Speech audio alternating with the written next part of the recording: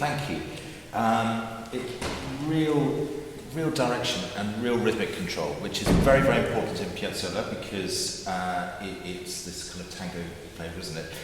The one thing I would just like to spend a bit of time with you on is to see if we can just melt it a little bit more, to get a bit more of the sentimentality out of it, okay? As I say, it's got this wonderful sense of direction, and that's a really important thing.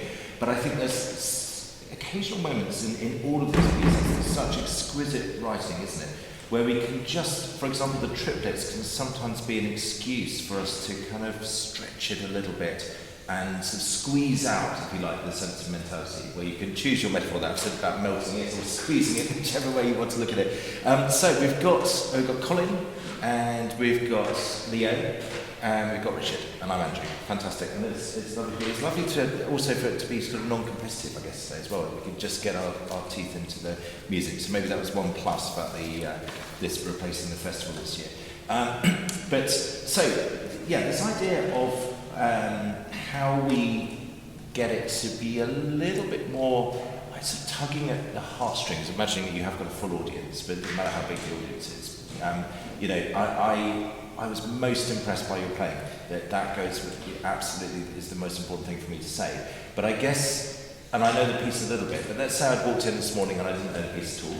I know we've plenty of people out there who might go to a concert who haven't yet heard Piazzola. It's been quite on the scene, as it were, in terms of concert programmes for some years now, but you must never assume that your audience have heard it before. But if they've heard it 100 times and never before, how do we get, what do we want them to go away with? Let's say this is your mini recital, you're just playing this piece, and you want your audience to have a feeling afterwards. And it's called Oblivion, but the title isn't necessarily everything.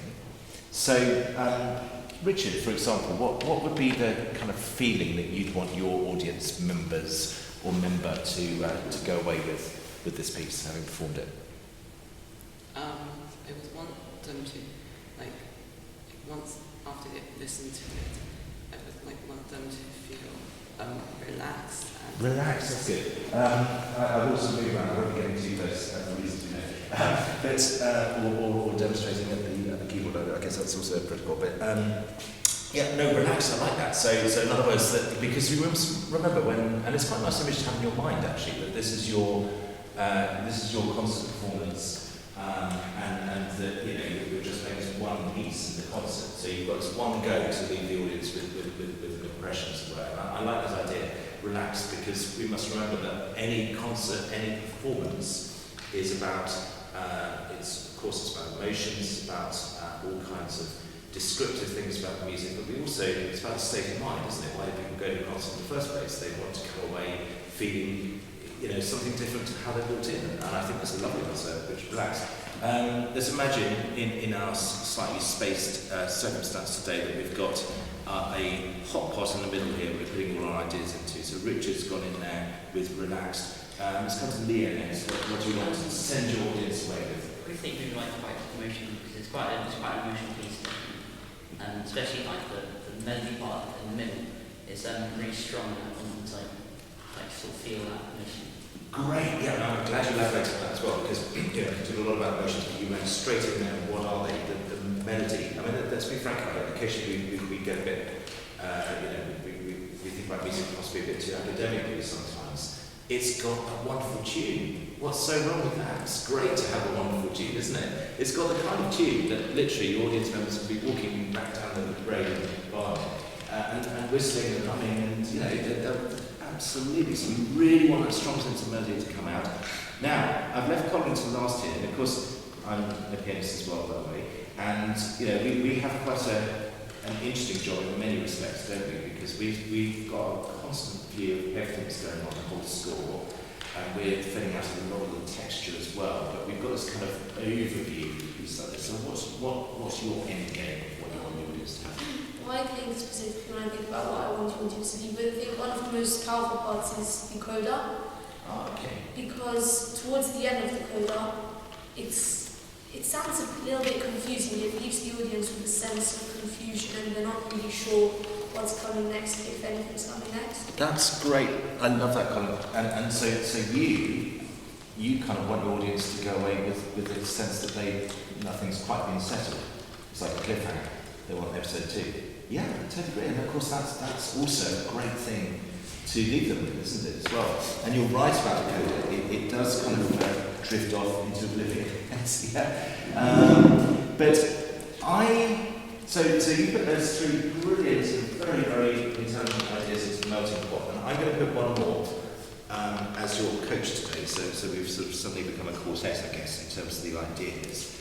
But mine is, as your coach, is simply a sideline idea. Yours are the most important because you're playing it. But mine is that I quite like, and it's interesting, I've just looked up this beautiful ceiling, and I've seen the spotlights there. We've got that nice red one by just pure chance.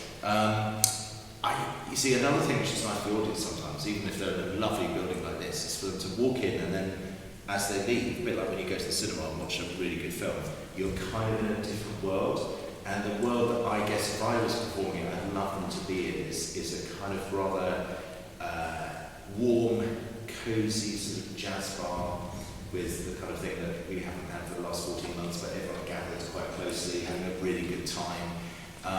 Lots of red lights, lots of kind of, sort of rich colours. Maybe, think of South America with someone in the corner smoking a cigar, whatever it might be, a bit smoky. Do you know what I mean? It's got that sort of quite enclosed social gathering feel to it as well. Yet also, and this is your point about the melody, it's got this slightly kind of lonely quality as well, hasn't it? So it's like both those things. We almost want to kind of melt the centre, as I was saying, the first word I used, and give something really kind of warm and closeted in that respect. And then we've got this, your point also about the coda, this kind of drifting melody, and that's 2 quite different things to get, isn't it? And I think what it is, in real terms, we talked about a lot of kind of descriptive words there. You might be thinking, well, yeah, it's all very well, we're playing our instruments here, we've got to somehow pull this off. I think you could make a little bit more, all of you, because you all have it, of this kind of quite slow syncopation of the da, dee, da, bom. And it's, for me, it's always the second beat. So right from the start, you both have it in your lines and you have it in your left hand. Yeah? It's that second note, dee, bom, in your case a quaver, in your case tied. Yeah? That gives us that real feel of the syncopation, the kind of slow syncopation. And I think if you can just lean, a bit more kind of tenuto leaning, on that second beat, it will give us that sort of melting feeling a bit more. And also, if all of you just think a little bit more bottom up as well, so especially your left hand. As I say, I can't come to the piano and demonstrate today, but just a bit more wrist into anything that's sinking into the lower keys will, and I say this a lot to chamber groups, it just kind of colours the texture a little bit more, if you think about texture a bit more from the bottom up. So just start it once again with that idea of syncopation being a really, really important thing. And lots of pianists left hand, Colin, and let's just see where that takes us.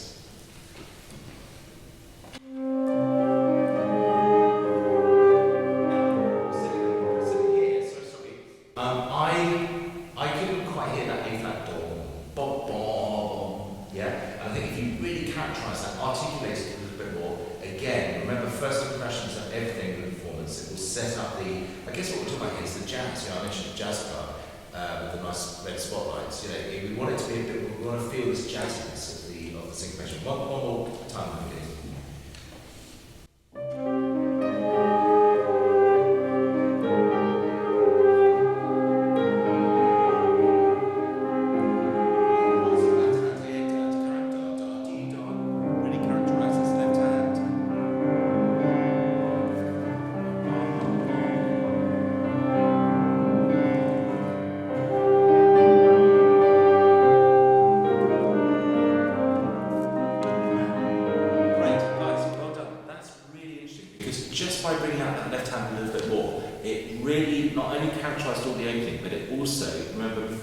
I've said it's all about context, but it's also, I've said it's all about the opening and first impressions. It's also all about context. Okay, what we do to set something up, and your beautiful first solo. And of course, this piece can often be heard with violin and cello as a conventional piano. I love it with this instrumental combination. It works so well with the saxophone and flute, the piano being the common ground to both arrangements. That gliding way the saxophone comes in there is brilliant, but you kind of set that up with the left hand, yeah? So do think about your left hand lots and lots.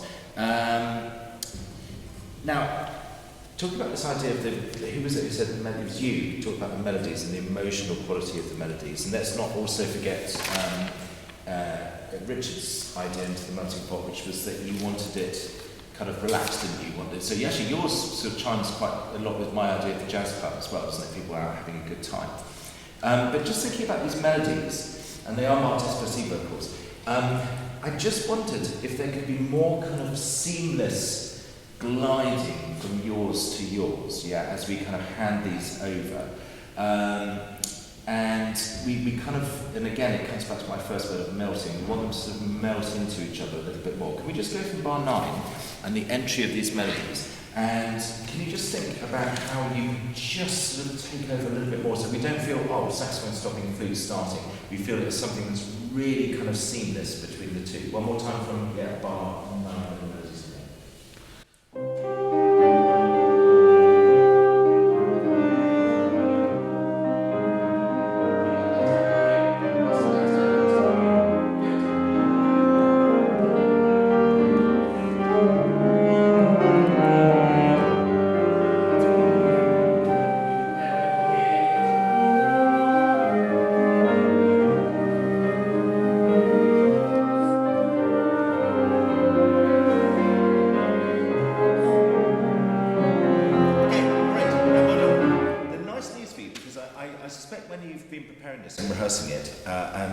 Seriously well done for getting us to such a high level. I know how disruptive recent times have been. You probably haven't been in school together for a lot of time up until recently. So I really take my hat off to you. And I suspect that you've thought a lot about balance, haven't you? Because you want to make you're all very sensitive musicians. You want to make sure that you're not drowning the flute in any respect. But the good news is, not least because you are sensitive musicians, is that it's simply not happening. When I walked back there, I could hear his line gliding over very, very nicely. So I think this is what I mean about the melting the two together is that, Leo, we can Leo Richard, Leo, when at bar 17, where you then become quote unquote the accompanist, but I think you're still so much part of the whole. You can, and I always say this about counter melodies. Remember, counter melodies are as important as the main melody. And sometimes, you know what, they're more important because the human ear will always pick out top lines, and that's why you're safe with him, and he's got a wonderful tone quality. So we'll hear him come through very, very nicely in his mezzo forte espressivo. I know you're then marked down to piano, but these are just markings on a page, yeah? I think you can really sort of bring that to life a little bit more with the counter melody there. I've just got one question for you. I suppose this is particularly a question for Colin, but you might all want to have an opinion about this. Again, we could put it into our ideas melting pot in the front here. If we all know this is a trio, we were talking just now about how this has been arranged for various different instruments and etc. If I was to add one instrument to this trio to make it a quartet, what instrument might I add? What would be an interesting? Let's say it was complete freefall. By the way, Piazzola he was very much a sort of, a lot of his music was sort of like sketchy, originally written for kind of folk groups, often accordion, things like that. It's not like Mozart, where, if Mozart writes a string quartet, he wants it played by a string quartet. This could be sort of arranged, it could be chopped and changed. So if we were to add one instrument, what might that instrument be? It's not right or wrong answer, by the way, I'm just interested in what you think. I'm not really sure, probably something that isn't, because overall it is like a saxophone trio, so maybe something that doesn't sound in a way loud or vibrates more than the flute and the saxophone. Oh, that's interesting. So you'd want something a bit more accompanying? Yeah, something a bit more accompanying. Yeah, okay. Any other idea about a specific instrument, Richard? Because the piano is a percussion instrument and the flute's a wind instrument and the saxophone is a brass instrument, maybe we could have a string instrument like a violin or cello. Violin or cello, other ideas? I think maybe like another high melody part, maybe. Oh, that's interesting. Maybe like another counter melody. Yes, to add even more richness to the texture. I like that. Okay, it's very interesting. As I said, it's not at all a right or wrong answer. So everything all of you said were completely equally valid. I had an instrument in my mind which was closer to Richard's idea, and that would be, you said violoncello, what about double bass? And the double bass could be, like a lot of jazz bands, could be pizzicato. Literally standing behind you, that would often be the case, again, in a jazz club, wouldn't it? You'd have the double bass player. And my point being, again, I'm sort of driving at this left hand, and I'm kind of itching to come over and demonstrate it to you, but I really must play by the rules today. But from bar 9, boom, boom, boom, boom, boom, boom, boom. If we felt that's a little bit more kind of boomy, kind of double bass like, and actually imagine you've got that bass player behind you, we've turned this into a quartet and you've now got double bass as well. I think that will help give it, okay? So we're doing a lot of work on the same passage, but really if you nail this idea of the melodies melting, thank you so much, the melodies melting into each other, the counter melody being of utmost importance, almost thinking of yourself as above, the counter melody being above, and then if you can really articulate that left hand, and imagine that we've now got this bass player in our jazz club. And why not? As I say, Piazzola wouldn't mind. I'm sure he'd give his permission. All right. So one more time, bar 9, and let's think about that. The left hand as well.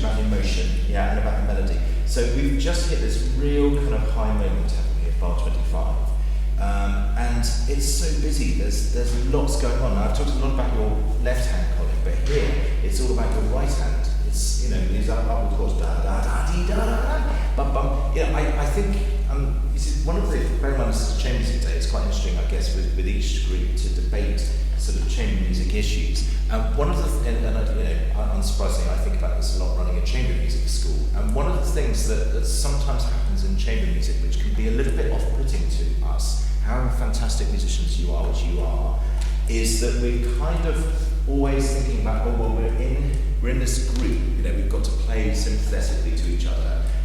We mustn't be like a soloist because we're accompanying another instrument, or we're trying to fit 2 lines in, or we've got the undermelody, or especially us pianists got in, and I sympathise with this. I remember when I was your age thinking the same, I better be nice and kind of accompaniment, because I play chamber music, I'll get told off if it's a bit too. Now, I never played this music when I was your age, actually. I came to Piazzola a lot later on. But I can think of things I played where I really wanted to be a bit more soloistic, and I kind of held myself back maybe a bit. And thinking about it now, looking at the other way around, and living and breathing chamber music every day, I suddenly realised that, it is solo music as well. And this couldn't be more soloistic.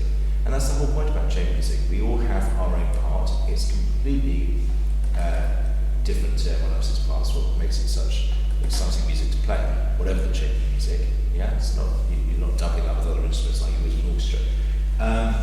And so there are these moments, especially when you play as well as you three do, and you're as sensitive to each other as you are, where you can just let your hair down, be a soloist. So why don't you play that bit as if it was a piano concerto? I don't think Piazzola wrote a piano concerto, but why not? The Piazzola piano concerto, those chords.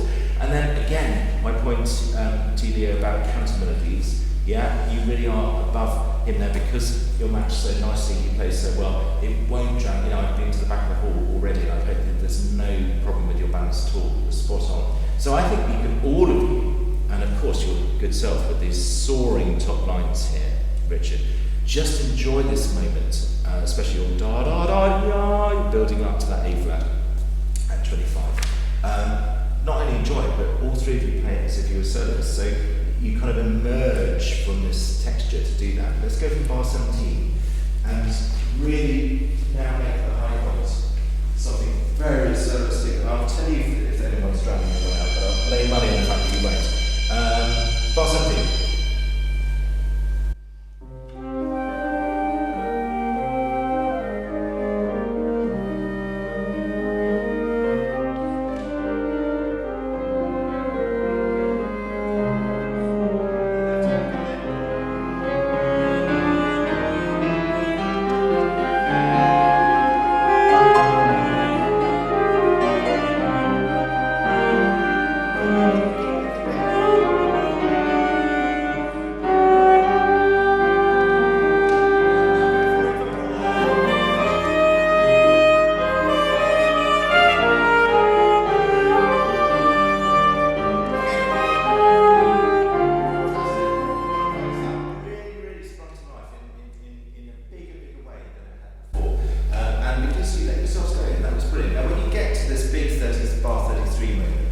Two things happen here, don't they? First of all, it really does turn into a very kind of traditional tango. German, boom. So let's imagine again our phantom member of this group, the double bass player, has joined, but you kind of have to be him as well. Your left hand is absolutely that pizzicato, yeah? And the triplets, I mentioned these at the start of the session, and it's a bit of a generalisation, but I always think triplets in musical performance in general kind of fall into one of two categories in general, a few exceptions, but they're either kind of agitated things where a composer wants a kind of sort of a triplet spurring us on, or they're the kind of opposite. They're at your word at the start about you want your audience to be relaxed.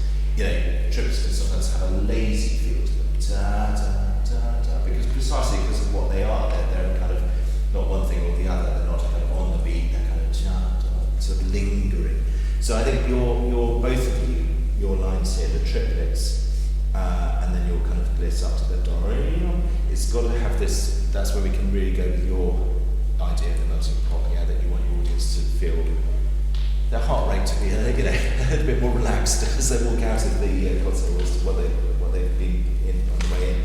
I think because it's a short piece and because it's so wonderful, I won't do this with every group, but we've talked about a lot of ideas, and I think it would just be lovely to hear the whole thing again, because we have had this melting pot. So let's just really, really quick recap: relaxation, the emphasis on melody, the way in which we're going to think about left hand, and the kind of real sort of inwards texture of thinking bottom up, and then the kind of soloistic side when you get to those big moments as well. Let's go one more time from the top and just try and don't think too hard. Just try and sort of think about those ideas and then step back from them, and really go for it. One more time from the top.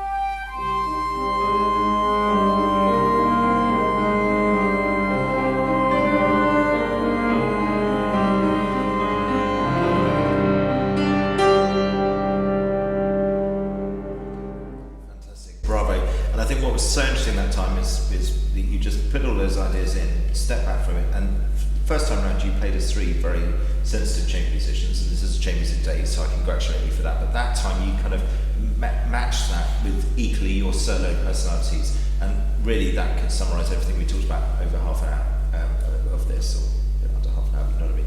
It is be soloist as well with this piece. It's that kind of music, and because you play so sensitively, you have that freedom, and maybe that's a good word to think about as our passing shot. You be free with it. It's kind of free kind of music. Yeah. Well done. Thank you so much. Thanks.